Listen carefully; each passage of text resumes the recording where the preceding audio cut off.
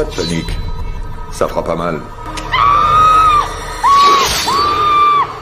4 personnes sans aucun lien entre elles meurent mystérieusement le même jour. Un boxeur s'effondre soudainement sur le ring. Un grutier cesse brusquement de respirer. Un tubiste crache du sang pendant une répétition et meurt sur le coup. Une joueuse de tennis fait un arrêt cardiaque et s'évanouit à l'entraînement. Les médecins pensent qu'il s'agit d'une coïncidence. Mais Aos est convaincu que ces événements sont forcément liés, car leurs organes proviennent tous du même donneur. Estrangement.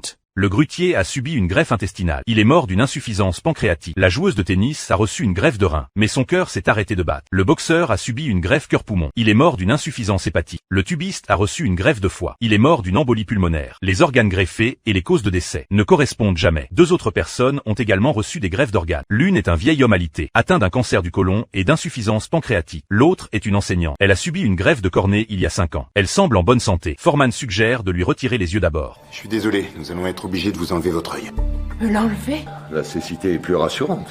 Malheureusement, il se plante. Aos affirme que le problème ne vient pas de ses yeux. C'est son cerveau qui est atteint. L'œil s'est trompé. Je sais, mais c'est le cerveau qui pense, pas l'œil, ce qui veut dire que la pensée est faussée, que le cerveau est faussé, ce qui veut dire que ça s'est propagé au cerveau, ce qui veut dire qu'il est trop tard pour l'ablation de l'œil. Effectivement, elle commence rapidement à avoir des hallucinations. Elle voit Aos tenant un couteau de cuisine brillant, debout devant elle, prêt à lui trancher la tête. Son cerveau est certainement endommagé. Le même jour, le vieil homme cesse soudainement de respirer. Il subit une trachéotomie d'urgence. Mais des bulles de sang ne cessent de jaillir. Les médecins tentent une réanimation d'urgence, mais rien n'y fait. Il meurt quand même.